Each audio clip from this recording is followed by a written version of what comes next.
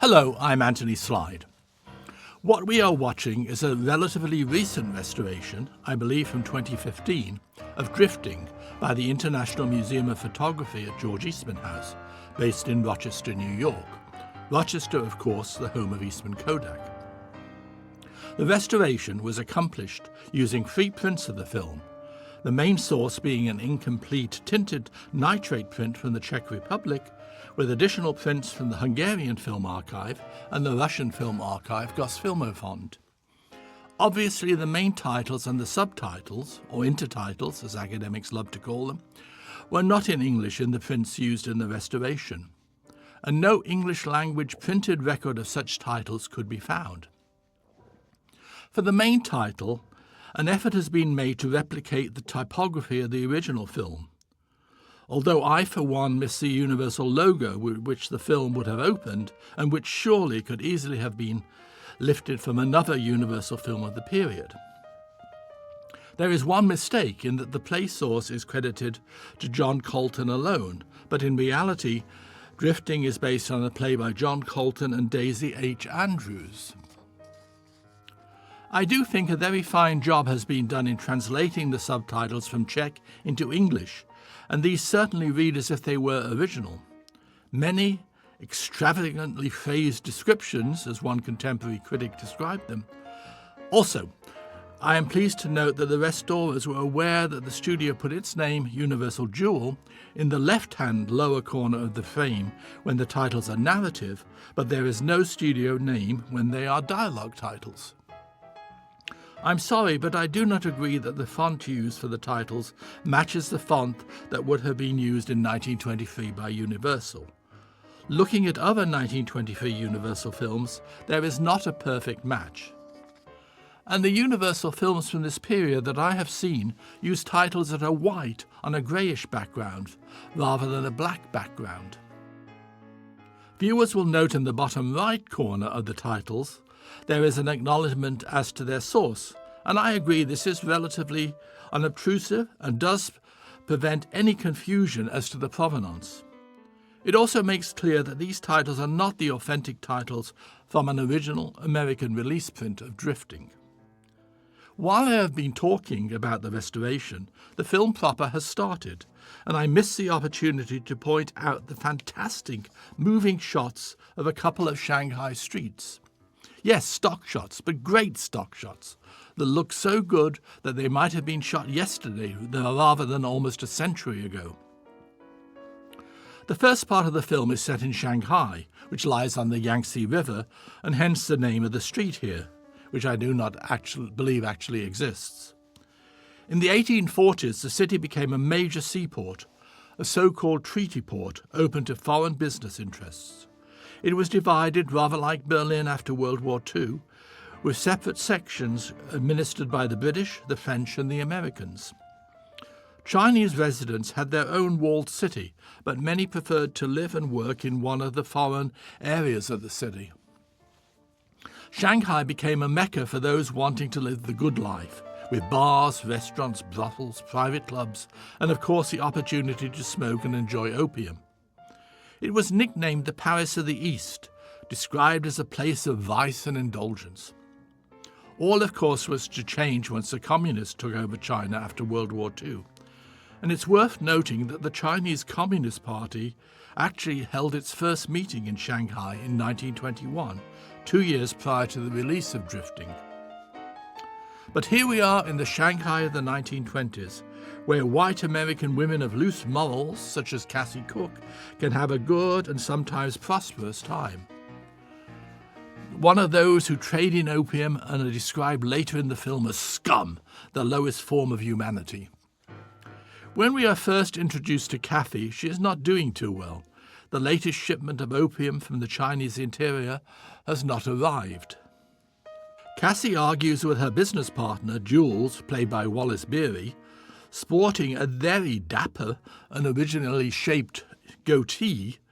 I like the way the goatee sort of ends and then the sideburns start, when one would expect the goatee and sideburns to be one and the same. It's very modernistic, really. Cassie's main concern is Molly, for whom Cassie has feelings which are unexplained and who is addicted to opium. Cassie decides to sell off an expensive wardrobe she has just acquired and use the money to get Molly back to America. A plot twist that doesn't really amount to much and seems just about irrelevant in view of what is going to happen story-wise and where the film is going to take us and Cassie. Molly Norton is played by Edna Titchener, whose father was a newspaperman with the Los Angeles Times and the Los Angeles Examiner. This is her first film in a career that lasted only through the late 1920s. This is also the first of 4 films in which she was directed by Tod Browning. She is best known as the human spider, a giant spider with a girl's head, in The Show, and the Bat Girl in London After Midnight.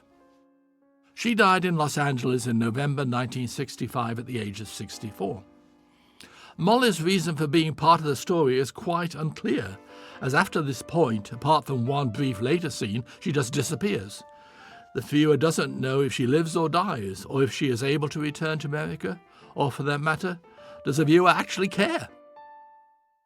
Rose Dion, as Madame Polyvou, generally seemed to play the owner of similar establishments in Paris, but here she looks very much as if she might be the owner of what appears to be a bar/restaurant/brothel in Shanghai. She was actually born and began her film career in France, before entering American films in the mid-1910s. She worked again for Tod Browning in Freaks, a year before her career ended in 1933. She actually appeared in over 70 films, sometimes uncredited. Rose Dion died in Los Angeles in January 1939 at the age of 58. She doesn't do too much in Drifting, except for having a verbal altercation with Priscilla Dean, and you don't really need titles or dialogue to understand the gist of her conversation. She also keeps in order the cabaret girls, as they are called, a euphemism presumably for prostitutes. Rose Dion is 5th billed, while Edna Titchener, who does just about nothing except lie comatose in a bed, is 6th billed. Perhaps there was footage shot of a happy or sad ending for Molly, but presumably the length of the film was such that it was determined to be superfluous.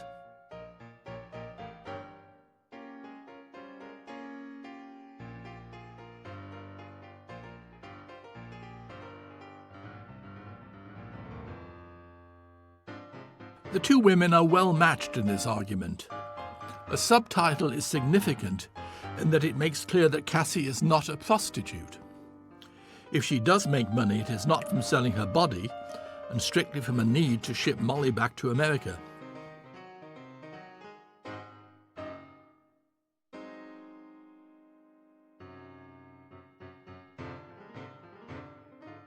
I suppose the Rose Dion character is named Polyvou as a play on the words in the phrase parlez-vous française.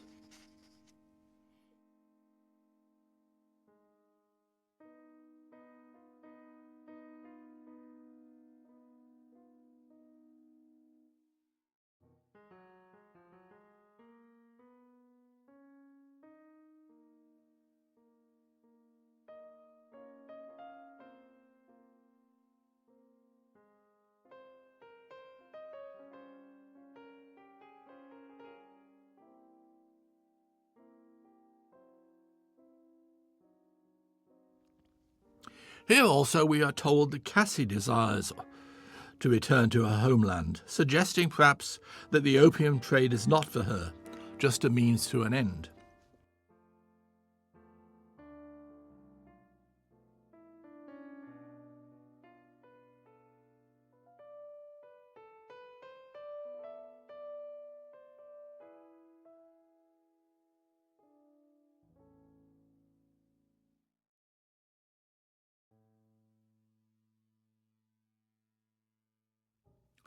The action moves now to the hinterland, to Hangzhou, where more principal players are about to be introduced.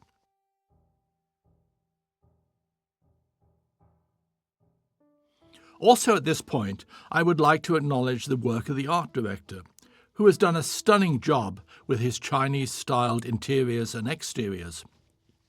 although some of the latter are obviously standing sets on the Universal lot. I'd like to acknowledge him, but I cannot because he is uncredited. I am guessing he might be British-born Charles D. Hall, who was under contract to Universal in the 1920s and 1930s, and responsible for such Universal classics as The Phantom of the Opera, All Quiet on the Western Front, Dracula, and Frankenstein.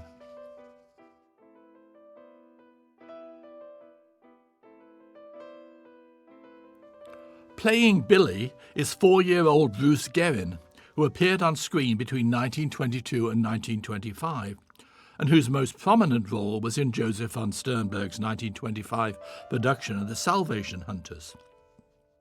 It was Guerin's penultimate film.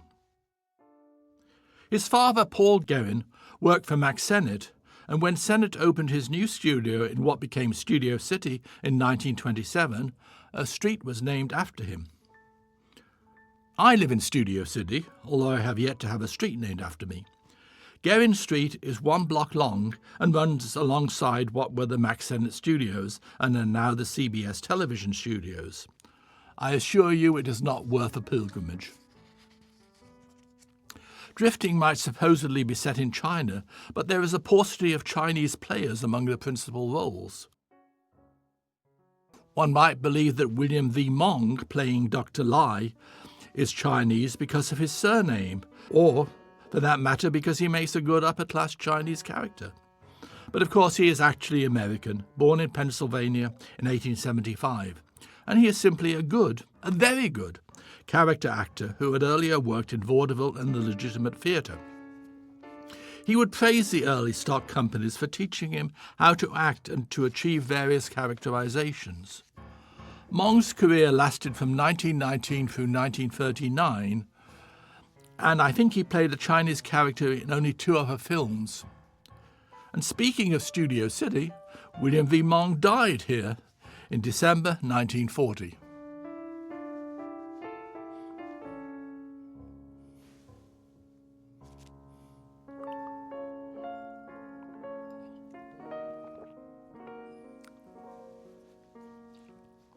And now we have what is perhaps the principal reason for interest today in drifting. Not its star or its director, but rather a principal supporting player, and the only major player in the cast who is of Asian descent, Anna May Wong. A perfumed presence in that perfumed garden. She seems somewhat naive in her love for the leading man.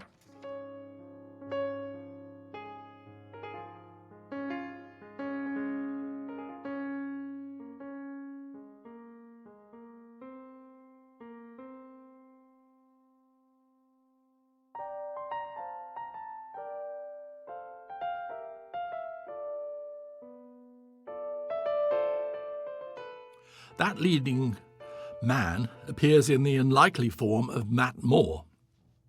He is strong and burly, and he has the look of an Irishman about him, as he would, being born in County Meath. One of the Moore brothers, who also included Tom and Owen, and all of whom enjoyed substantial Hollywood careers. He was a busy actor from 1912 through 1958, appearing in more than 200 films, and he worked with Tod Browning in White Tiger and the silent version of The Unholy Three. He was also, of course, leading man to Priscilla Dean in White Tiger, released the same year as Drifting. And now we meet the last of the leading players, J. Farrell MacDonald, perfectly cast as Matt Moore's sidekick. Matt Moore's credits are as nothing compared to those of J. Farrell MacDonald, who appeared in more than 330 films between 1910 and 1951. Of Irish descent, J. Farrell MacDonald was born in Connecticut in 1879 and entered the film industry thanks to Universal's Carl Laemmle. There are some major films to his credit, including Sunrise, The Power and the Glory, Showboat, and A Tree Grows in Brooklyn. He appears in many of Preston Sturgis's films, but he is best remembered for his work with John Ford, appearing in some 25 of the director's films. You always feel affection for this comedic character actor whenever he appears on screen. Yet somehow you know he must have been a nice guy. Don't let his sometimes stern demeanour fool you. J. Farrell MacDonald died in Los Angeles in August 1952. In 1924, the fan magazine Picture Play wrote that Bruce Guerin is individually himself. His talent is a sort of cross between Wes Barry's boyishness and Jackie Coogan's pathos. His work is that of a youngster gifted beyond the ordinary, but above all of an absolute naturalness. In later years, Bruce Guerin became a pianist, a piano-playing member of the armed forces in Hawaii during World War II, and entertaining for 14 years at the Fog Cutter restaurant on La Brea Avenue in Hollywood. In 1969, he returned to Hawaii and took up residence as a pianist there, and he died in Hawaii in June 2012 at the age of 93. As we watched William V. Mong's gentle yet firm performance, we are aware that all the actors, even the little boy, are understated in their characterizations, and presumably credit for this should go as much to director Tod Browning as to the actors themselves. This lengthy scene is actually important because it uses all those whom I might call the secondary players in the film. You don't need Priscilla Dean, or for that matter Wallace Beery, to be present. These players are very much in charge of the situation and the scene.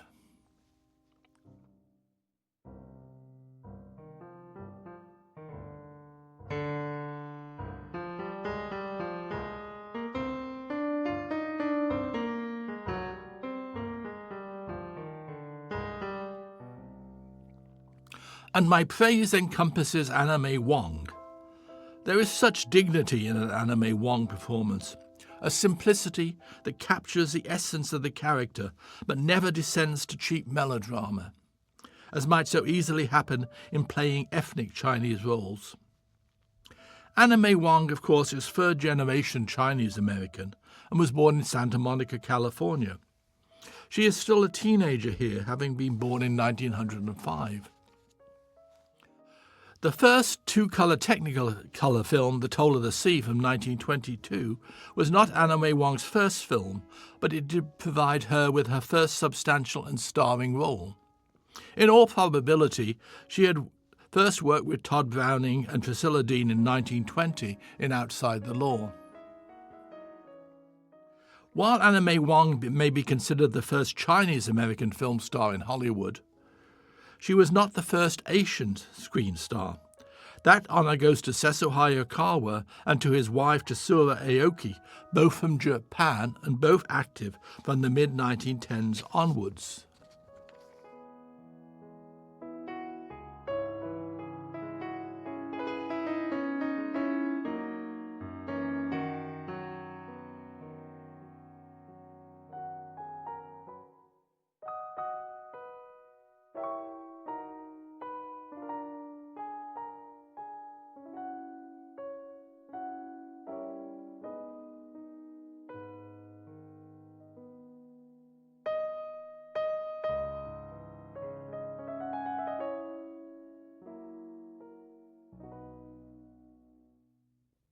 Back to Shanghai and to the city's racetrack, which had opened in 1862, with a grandstand that was claimed to be the largest in the world.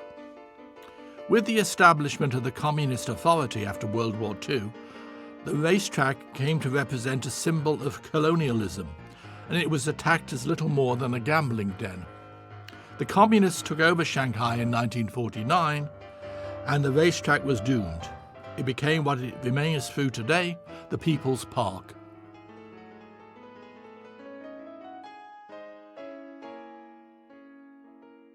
Drifting provides Wallace Beery with an opportunity to play a more sophisticated role in terms of both performance and attire. One usually associates him with drunken, unruly performances in films such as Min and Bill with Mary Dressler or The Champ with Jackie Cooper. I have had the good fortune through the years to know a number of major stars of the 1920s and 1930s, and none of them had a good word to say for Wallace Beery, all complaining of his arrogant, boorish behaviour. Apparently his one-time wife, Gloria Swanson, had much the same opinion of him. However, somebody at the studios must have liked him, ensuring a career that began in 1913 and ended in 1949, almost 250 films, all manner of productions, from Free Ages with Buster Keaton through Dinner at 8 with Jean Harlow. He once said, "My ugly mug has been my fortune, but here in Drifting he looks quite handsome and sophisticated." Wallace Beery died of a heart attack in Beverly Hills in April 1949 at the age of 64.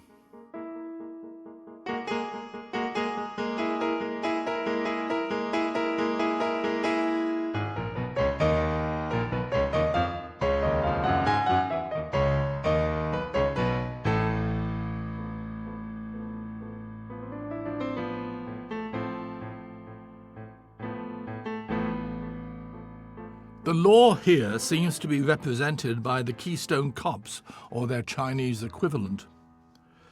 The lesser cops seem actually to be Chinese, but the lead cop is quite definitely a member of the Max Sennett School of Acting. He has been identified as Russian-born Benunsky Hyman, whose performances on screen from 1920 through 1931 are usually uncredited. His most memorable role is probably in Valentino's The Son of the Sheik. This incredibly unfunny little fellow died in June 1948 at the age of 65 in Camarillo, California. He had for 12 years been a long-time resident at the state mental hospital there. I don't know where the racetrack scenes were shot, if they are stock shots or specially shot for this film. Certainly the location seems to be Southern California rather than the East Coast. No, looking at them closely, I don't think these are stock shots. They were actually directed by Tod Browning. But where? There was a horse racing track in Culver City in 1923, and this might be the one used here. All the famous Southern California racetracks did not open until much later, so this is quite definitely not Santa Anita or Del Mar.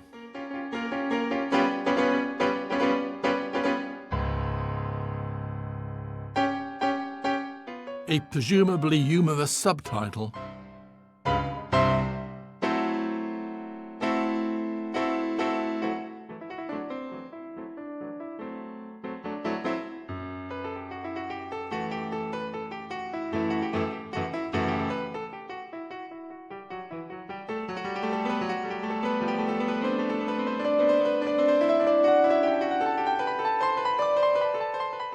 The film descends into farce, and if nothing else, proves that Tod Browning was not very good at directing comedy.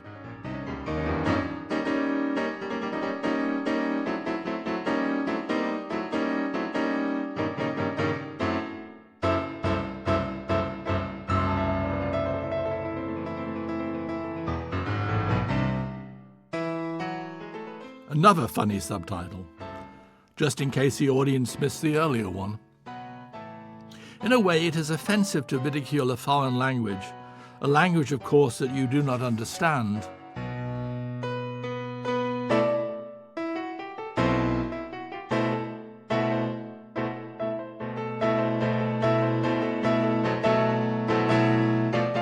We shouldn't forget that Priscilla Dean began her Universal career in 1916 with comedians Eddie Lyons and Lee Moran in their Hallroom Boys comedies. In old age, she reminisced that the happiest moments of her career were appearances in those shorts, that she enjoyed playing comedy and too rarely had the opportunity later in her career. She had a further chance at comedy in 1927 when her days of stardom were over. She was cast, top billed in fact, with Stan Laurel and Oliver Hardy before they were really teamed in Slipping Wives. Hardy is her butler, and Stan Laurel is a paint salesman hired by Dean to pretend to be her lover and make her husband jealous. Rose Dion makes her last appearance in the film and appears suitably agitated, if not exactly funny. It is hardly sophisticated comedy.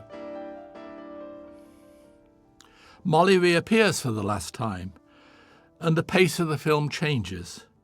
Compare the two acting styles. The melodramatic gestures of Edna Titchener and the quiet yet forceful underplaying of Priscilla Dean. It is not that difficult to lip-read what she is saying, and it all coalesces with what the subtitles are telling us is happening.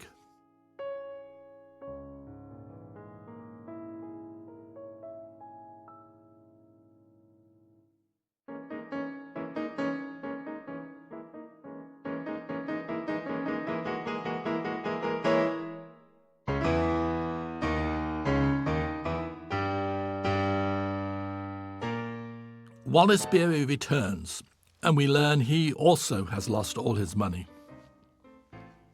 The two actors work well together, obviously why they were paired not only here, but also in Wild Honey in 1922, The Flame of Life and White Tiger, both in 1923. Wallace Beery's brother Noah was also in Wild Honey. It is not clear what is the relationship between the two characters. Is it sexual, or are they nothing more than partners in crime? One must assume the latter.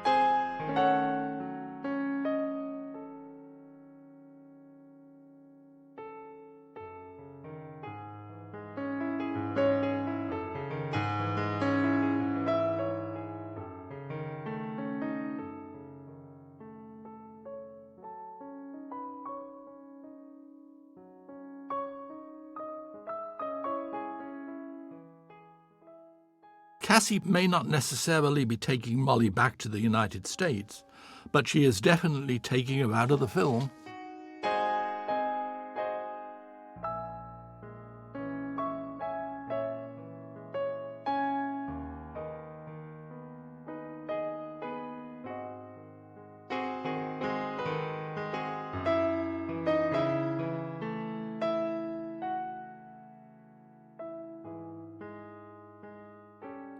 As Cassie packs, it is obvious she has not lost all her clothing. I suppose the implication was that she had just disposed only of the new wardrobe she had acquired. Despite the couple's lack of funds, they have no problem in getting to Hangzhou. As the trade paper Motion Picture News so charmingly suggested, this is, quote, a feat which can only be explained by the supposition that it must be dead easy to beat one's way and bluff railroad conductors in Chinkland, unquote.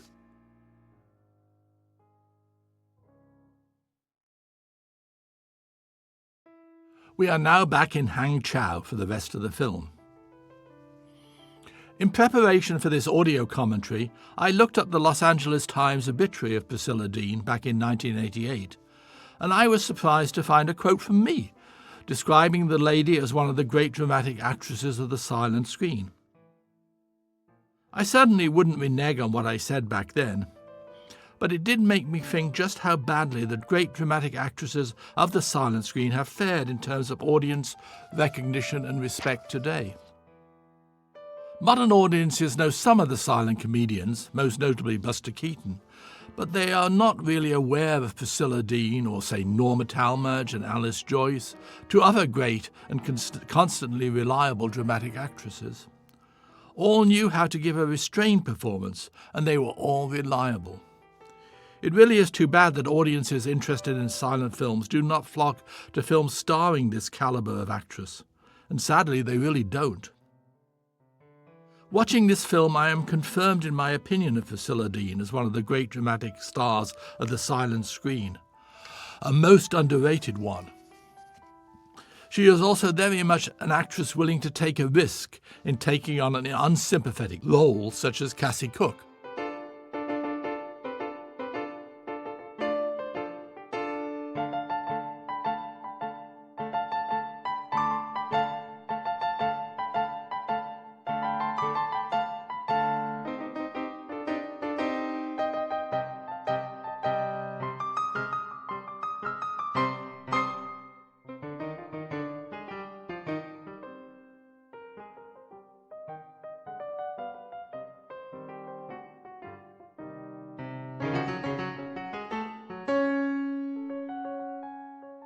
Molly may have been dumped from the film, but these tiresome children are not going anywhere.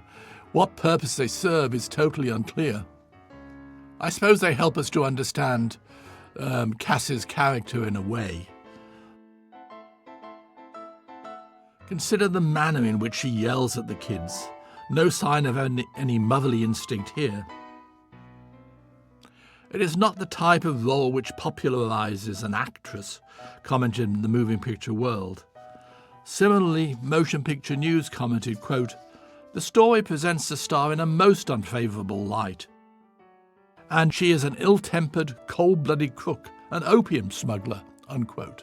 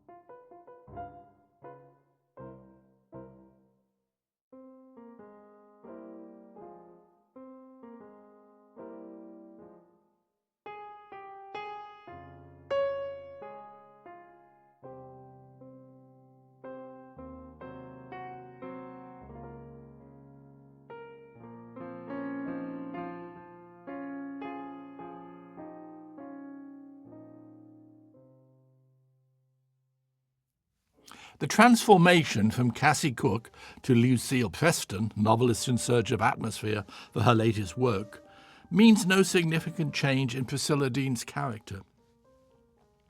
Priscilla Dean was born in New York in 1896 to an acting mother who was determined her daughter should become a major star. As early as 4 years old, Priscilla Dean was playing child roles, most notably one of the children in Joseph Jefferson's Rip Van Winkle. As early as 1912, she worked at a number of New York film studios, including American Biograph and Edison. Her big break came in 1916 when she was hired by a Buick dealer to drive his car in a beauty pageant sponsored by various car dealers.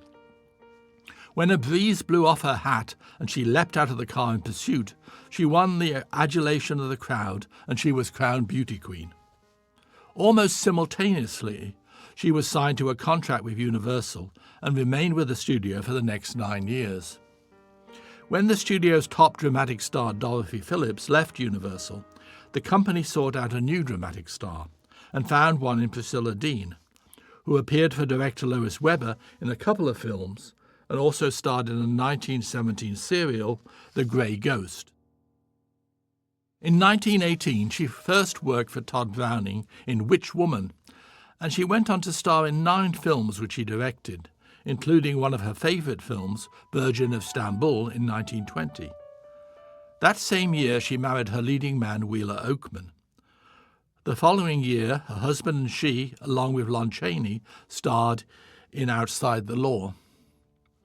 Drifting is the first Priscilla Dean in the 1923-1924 season, and it was completed in April 1923. The role of Cassie Cook must have appealed to Dean in that the character is a complex one, and in theory at least, should have provided the actress with the opportunity to portray a variety of moods.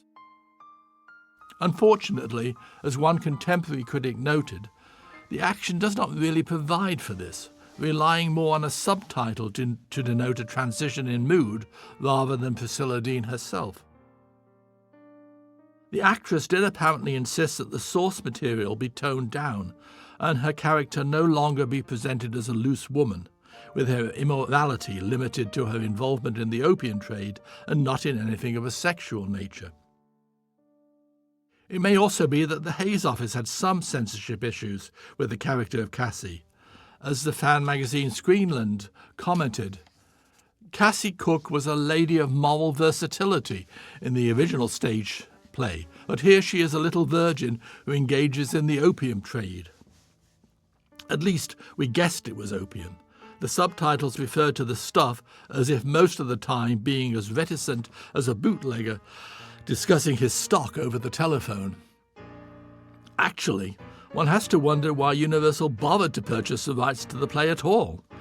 As I mentioned at the beginning, Drifting was written by John Colton and Daisy H. Andrews and opened at New York's Playhouse Theatre on January 2nd, 1922, running for 63 performances. It was produced by William H. Brady and starred his daughter Alice Brady as Cassie Cook. Alice Brady, of course, went on to be a popular character actress on screen in the 1930s and later. The leading man was Robert Warwick, who also enjoyed a film career. And doubling a couple of minor roles is one H.D. Bogart, who went on to screen fame later as Humphrey Bogart. The play concerns the daughter of a Methodist deacon who becomes a cabaret singer and dancer in Shanghai, gets involved in a Chinese insurrection, and is rescued by a derelict American ex-soldier. The only other characters in the play, aside from Cassie Cook, who also appear in the film, are Dr. Lai, Jules Repin, Captain Jarvis, and Madame Polly Vu, the Rose Dion character. The storyline from the film was created by director Tod Browning and A.P. Younger, with titles by Gardner Bradford. And yes, I promise I will eventually talk about Tod Browning, if there is time. Before I leave Broadway, it should be mentioned that a year prior to Drifting's being produced in New York, John Colton wrote Rain, based on the Somerset Maugham novella. Again, he was assisted by a female writer, Clemence Randolph, and like Daisy H. Andrews on Drifting, this is her only Broadway credit. John Colton returned to a Chinese theme in 1926 with his play The Shanghai Gesture. Both it and Rain were adapted later for the screen. John Colton, who is identified today as a gay man, also wrote a number of screenplays, most notably Gunga Din, and his unproduced play Under Capricorn became a 1949 Alfred Hitchcock film, 3 years after Colton's death. Universal must have regretted making Drifting, just as Priscilla Dean probably regretted starring in it. The film cost the studio in total $216,220.50, the equivalent today of $3.25 million. And the total worldwide revenue was only $282,552.17. Universal recorded a loss on its books for the film of over $60,000.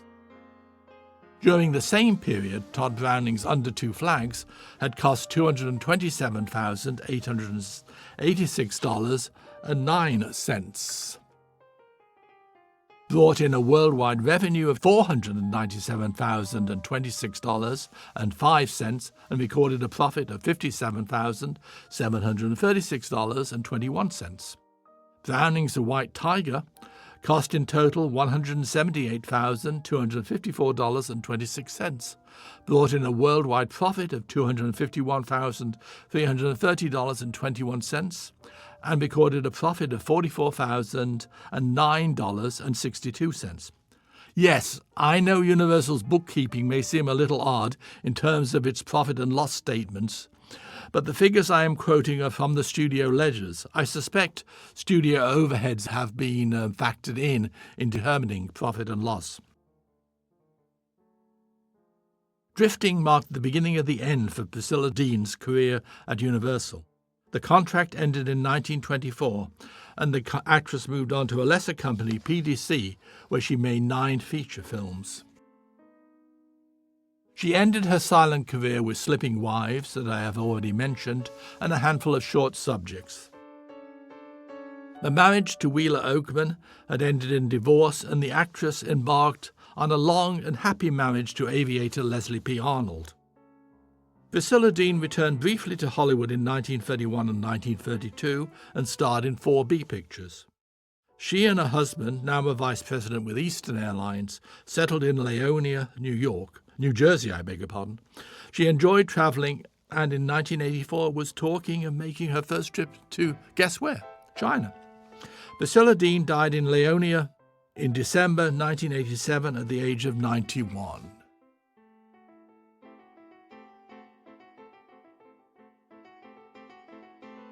While I have been talking, a somewhat bemused Priscilla Dean is headed for the mine, and again here we note how quiet and subdued is Anna May Wong's performance. Her love for the Matt Moore character is most touching, if somewhat overwhelming. I am mindful that the fan magazine Screenland firmly asserted, quote, "Such acting as exists in drifting is contributed by Anna May Wong," unquote. And again here, we have to question the choice of Matt Moore as leading man. We are not alone in our concern, as contemporary reviewers were equally dubious as to his talents. The Honolulu Advertiser commented, quote, "His facial expressions are limited to about 3 combinations, and the imagination is a bit overwhelmed trying to figure out what is in his mind when the occasion demands a 4 or 5th, unquote. Motion Picture News put it bluntly, writing, "Matt Moore is not very well suited to the role." Similarly, Exhibitor's Trade Review wrote that Matt Moore is not a particularly impressive figure. Matt Moore offers such a placid and bland characterization. There is only one outburst as he seems briefly to lose his temper when he denounces those who sell opium to users who are more to be pitied. And there is only one action sequence involving an overly long knife fight with the Wallace Beery character.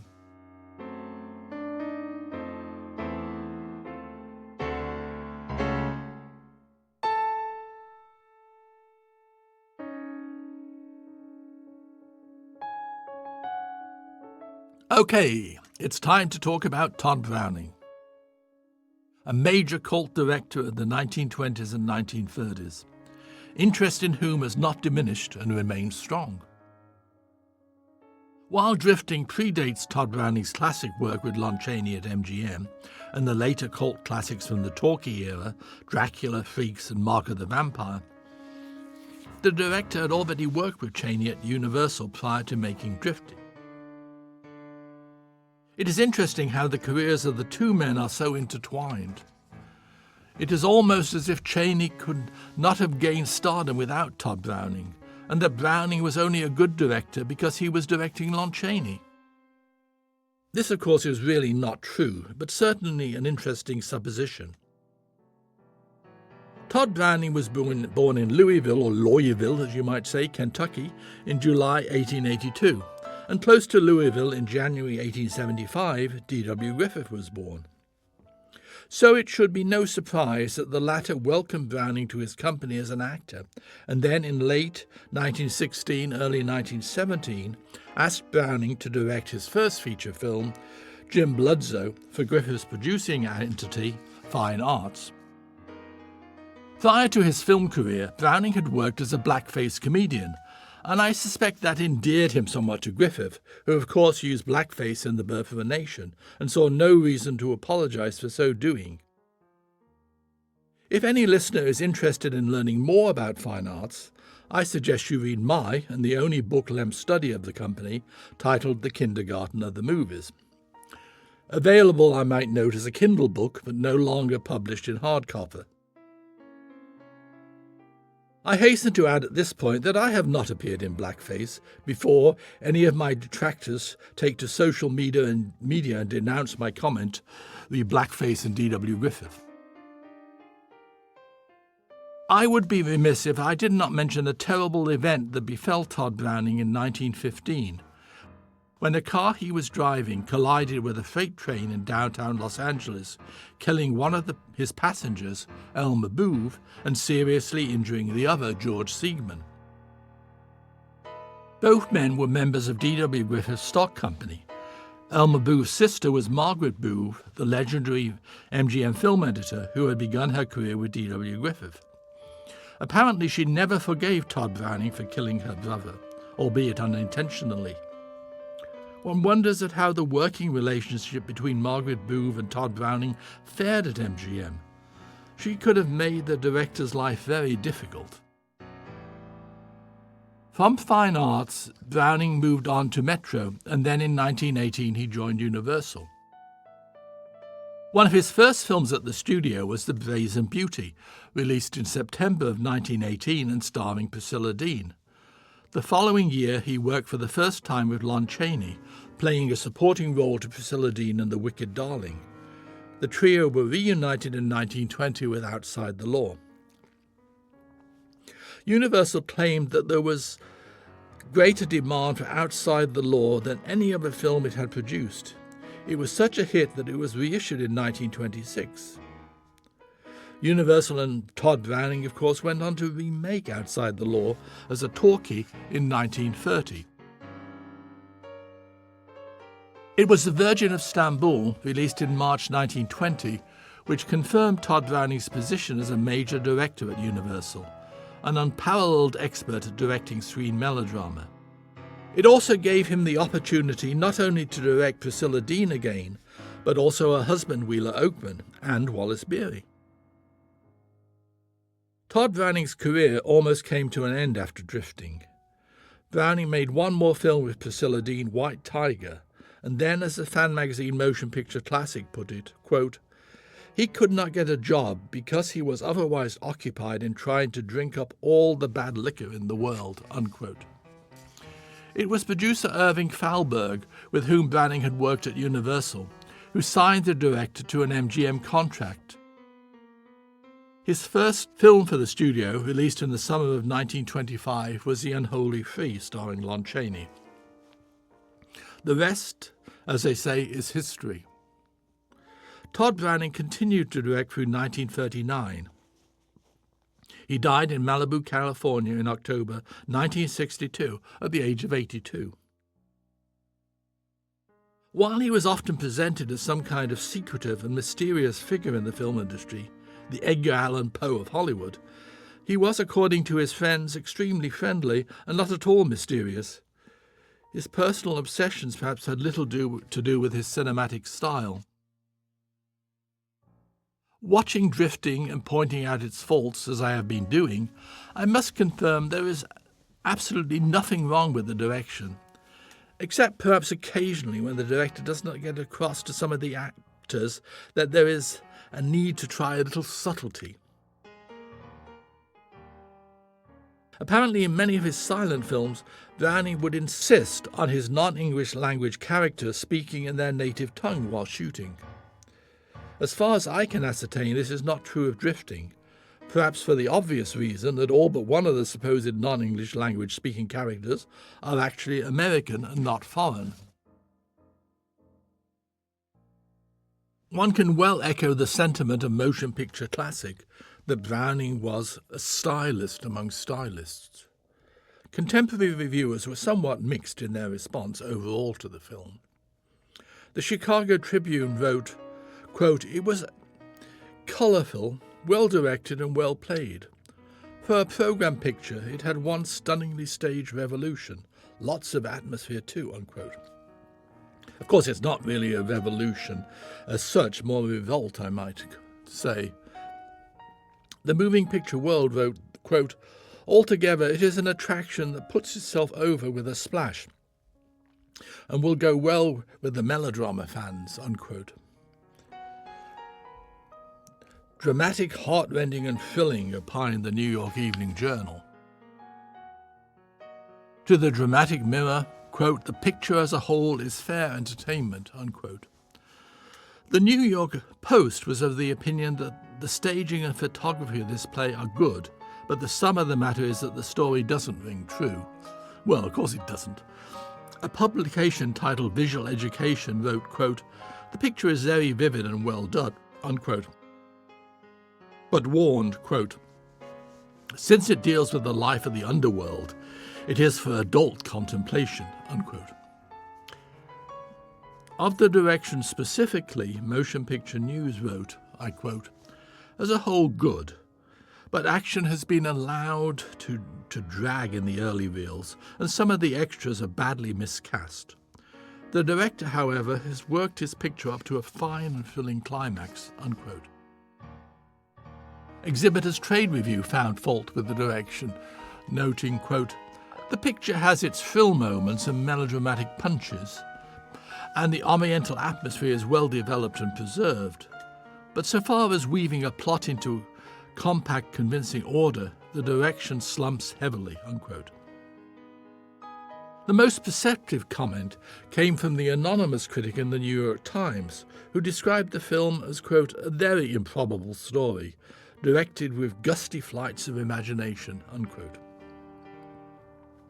The one aspect of the production that cannot be faulted is the cinematography of William Filgew, who is little known today. In fact, he's totally unknown. Michigan-born William Filgew began his career in 1913, working for D.W. Griffith at American Biograph and the Fine Arts Company. It is unclear if he first met Tod Browning at Fine Arts. Like Browning, Filgew moved from Fine Arts to Metro and then to Universal. He seems first to have worked with Tod Browning at Universal in 1919, filming Bonnie Lassie.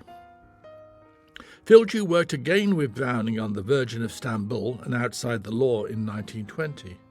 No Woman Knows in 1921, The Wise Kid and Under Two Flags in 1922, and The Day of Faith and White Tiger in 1923.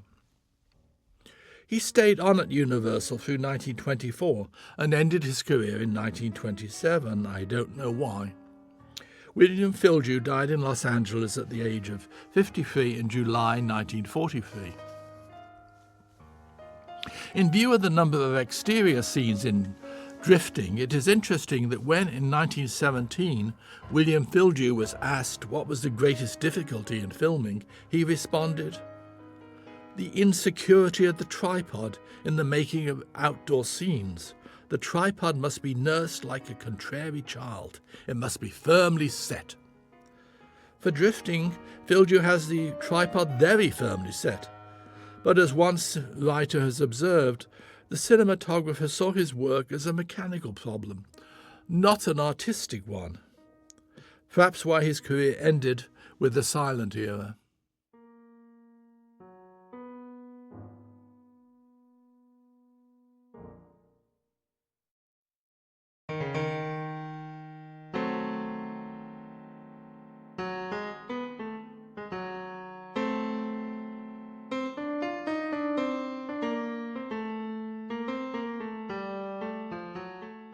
Wallace Beery proves that he can be quietly menacing, while Priscilla Dean displays an inner strength. An unscrupulous man and a strong woman. If nothing else, this scene would seem to confirm that there was nothing sexual between the two characters.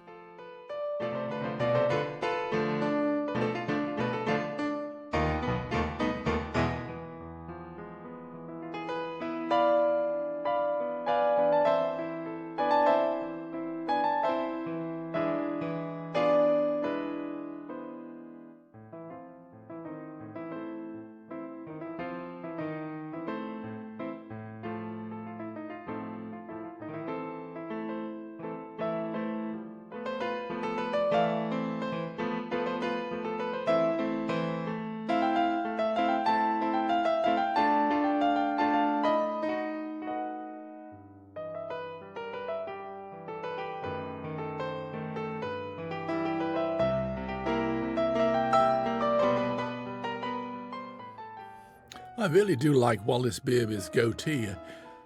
If enough audience members could be persuaded to see this film today, we might introduce a new trend in hairstyling.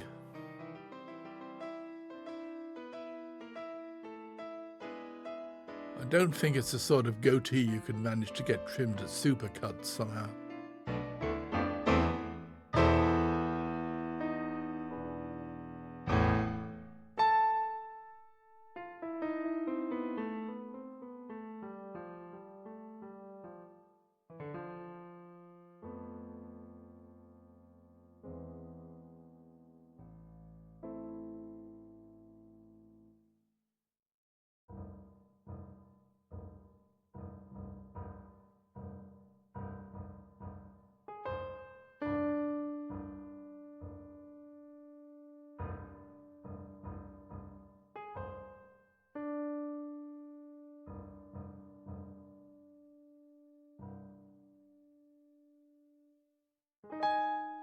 This scene inside the temple is very mindful of the manner in which drifting might have been promoted at its initial release. When it opened at the Capitol Theatre, New York in August 1923, it was preceded with a stage presentation entitled A Celestial Fantasy. One trade paper suggested dressing theatre staff in Chinese costumes and having the lobby decorated with Chinese lanterns and other Far Eastern pieces, whatever they may be.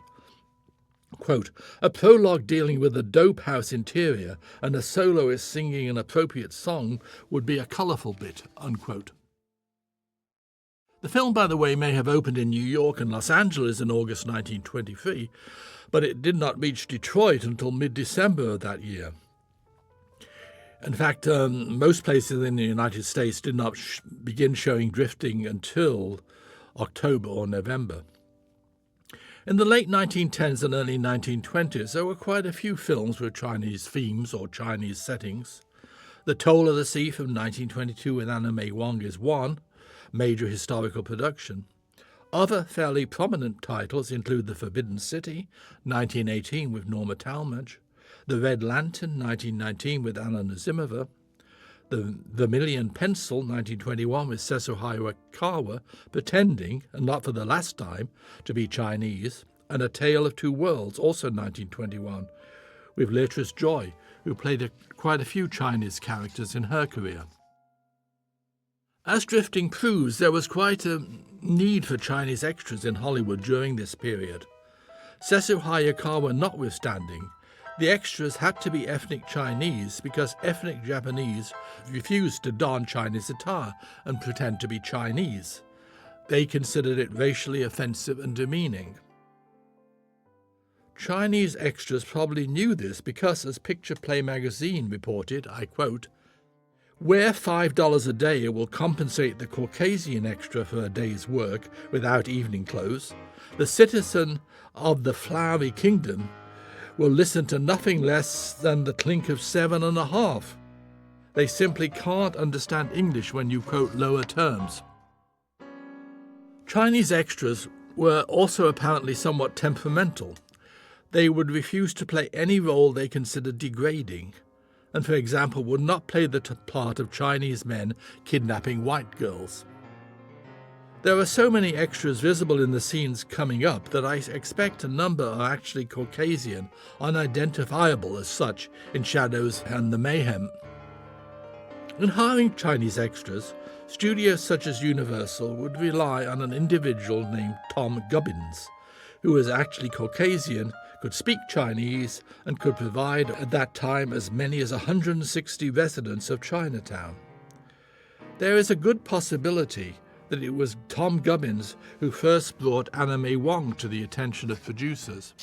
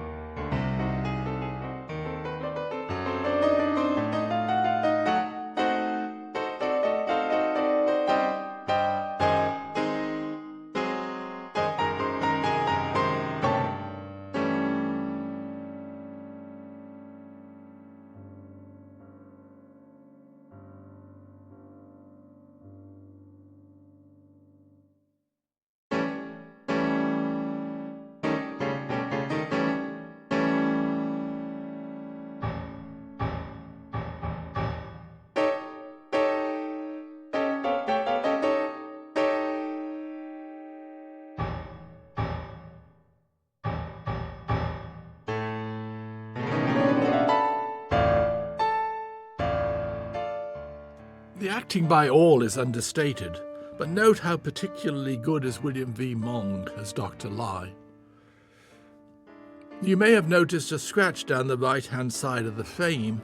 It is quite deep and would have been difficult to remove digitally. The restorers might perhaps have increased the size of the frame, thus cutting off a small portion of the right-hand side. But then, and quite rightly, they might have been accused of interfering with the integrity of the film. It's a hard call, really, to make. And does it really make that much difference? Do you really care that much about it?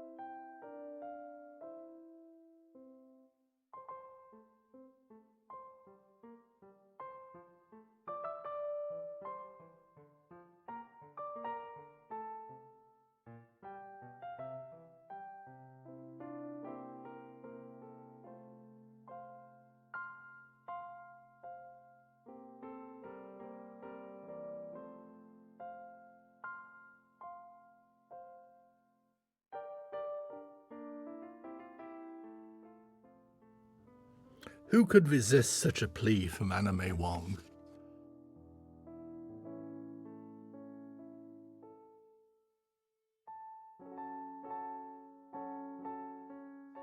Look at the sincerity in that face, in those eyes.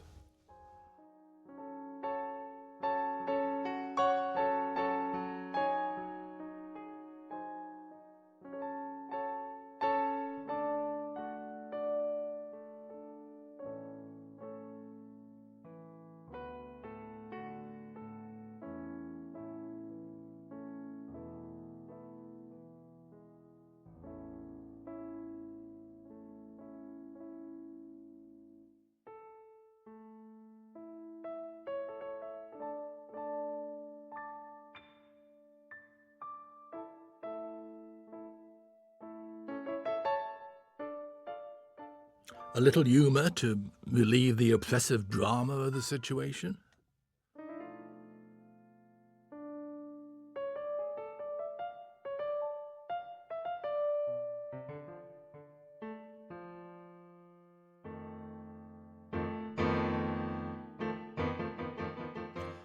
I am reminded that there is one supporting player whom I have omitted to mention, and that is Frank Lanning as Chang Wang. Always in small roles, he was on screen from 1910 through 1934, more than 100 films, including Tod Browning's The Unknown. He died in Los Angeles at the age of 72 in 1949. There you see a nice close-up of him.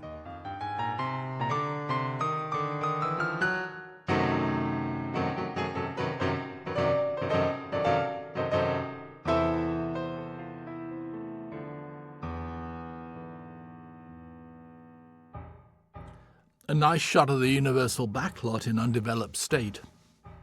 Interesting to compare the backlot then to the backlot as it looks today while taking a Universal Studios tour.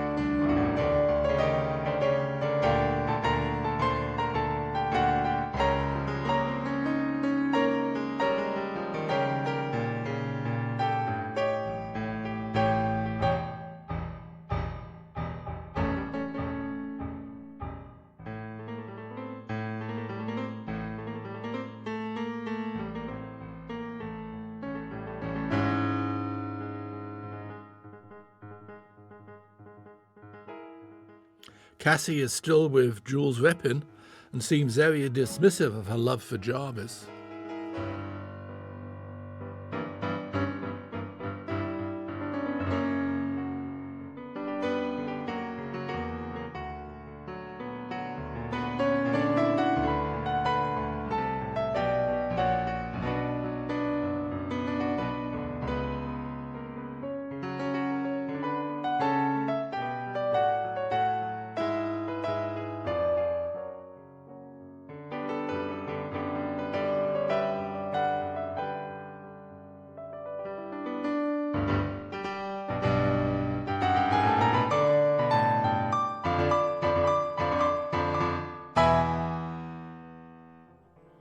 It's quite amazing that all the Chinese villagers seem able to understand English and in order to disperse quietly.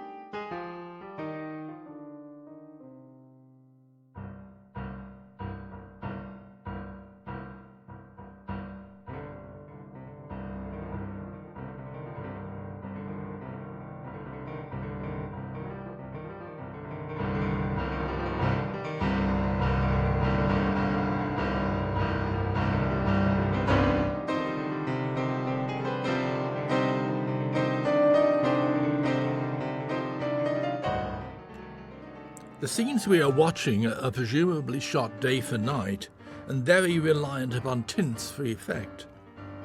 In fact, these scenes really show just how important tints can be. Can you imagine this footage having the same impact if it was simply black and white? The grouping of the characters also is as important as the action. Chaos and colour, as one commentator had it, all highly stimulating. In a way, the climax now upon us does go a long way to saving the film from a sort of melodramatic inertia.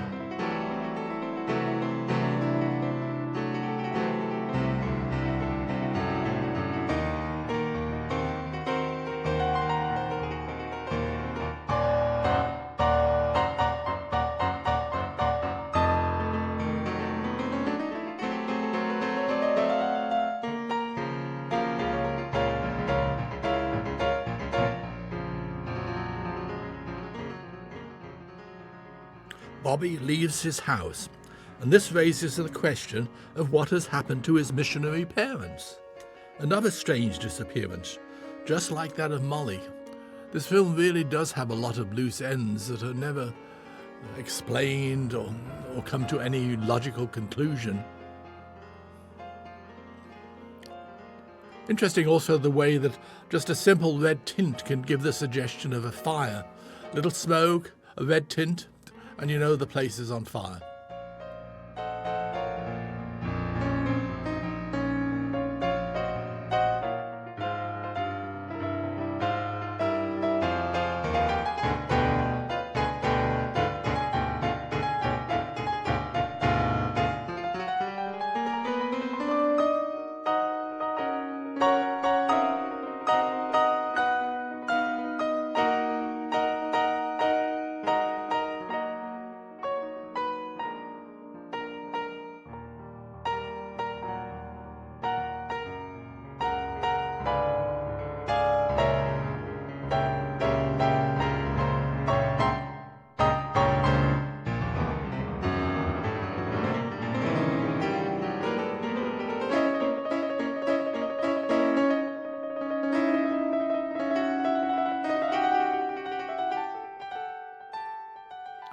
The endless knife fight between the characters of Matt Moore and Wallace Beery gets underway, with frequent and effective cutting away to other scenes.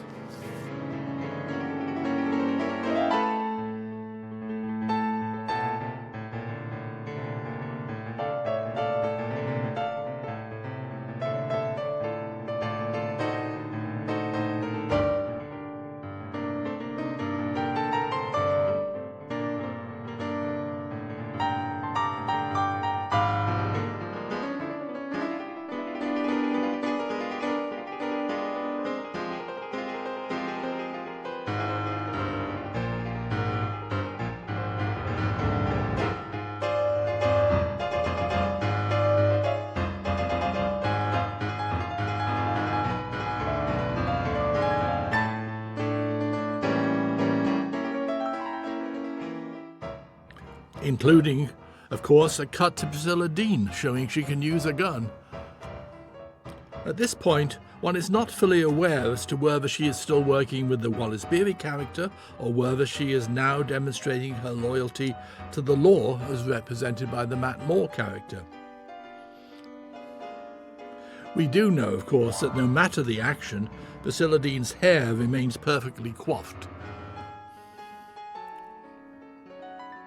A new level of inadvertent humour is provided with the arrival of little Billy and his pet goose. Couldn't the kid have had a cat or a dog like any normal child? And what has happened to his missionary parents, I ask again? Apparently pet geese were all the rage in the mid-1920s. There's actually a photograph surviving showing actress Fay Wray of King Kong fame posing with her pet goose.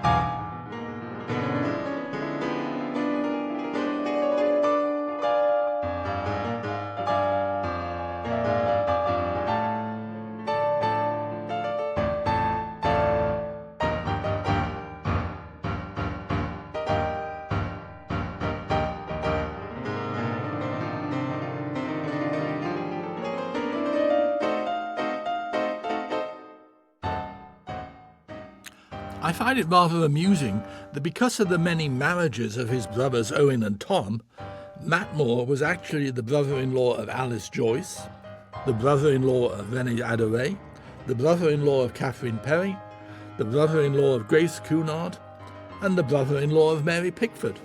Quite an accomplishment.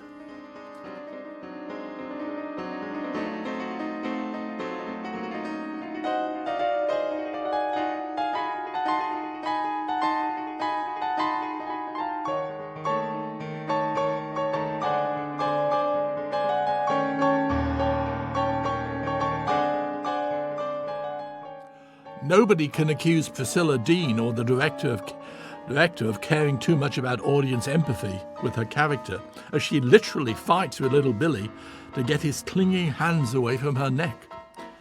It is not the type of role which popularizes a star, remarked one critic in reference to this scene.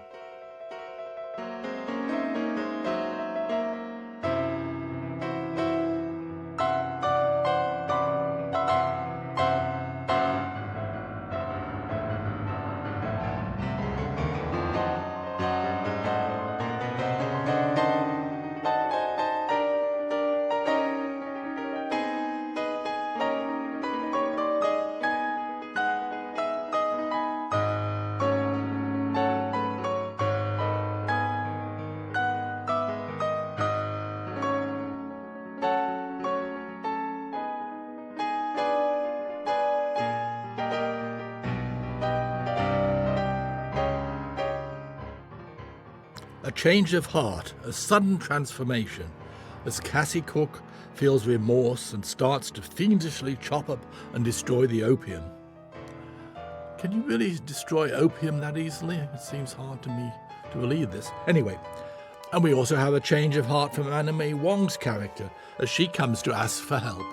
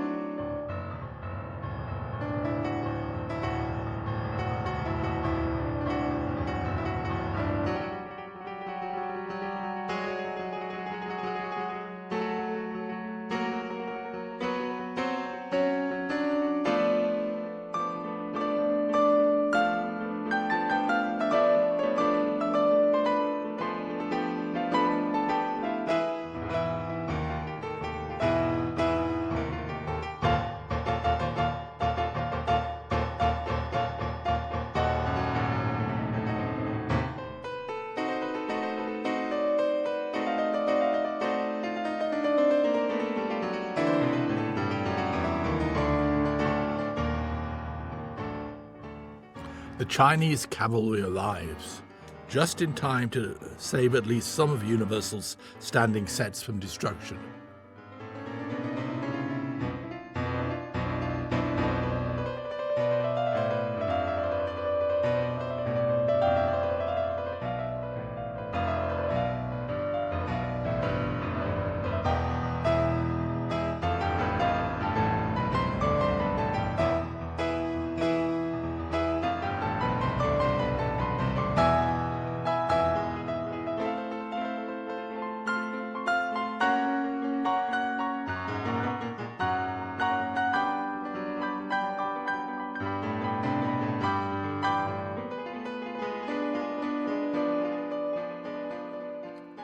And we can all relax. The goose has been rescued.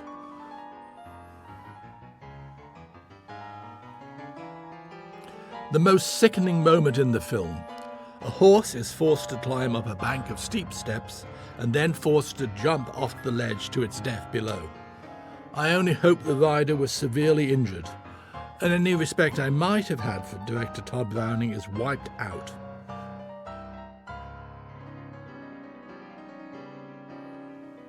Another cut back to the fight scene.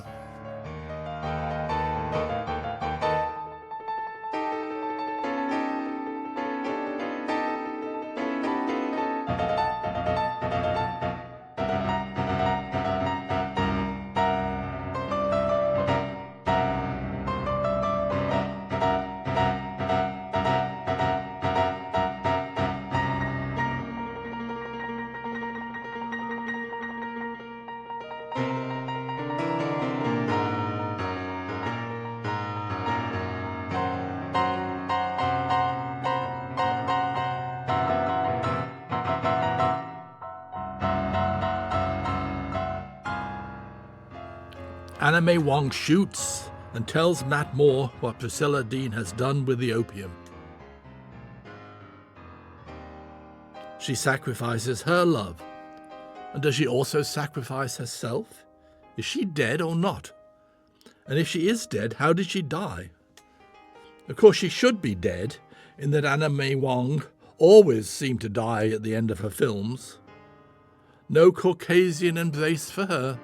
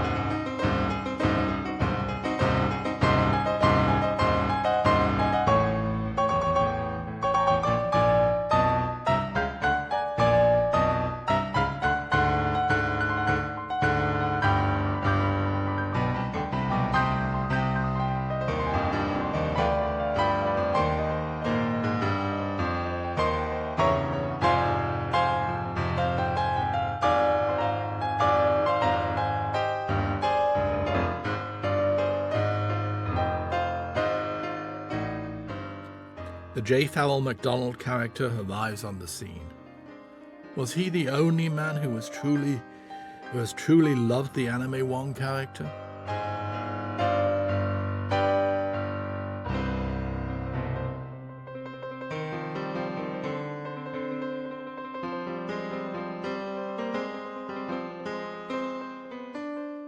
A very pretentious title, if I might say so.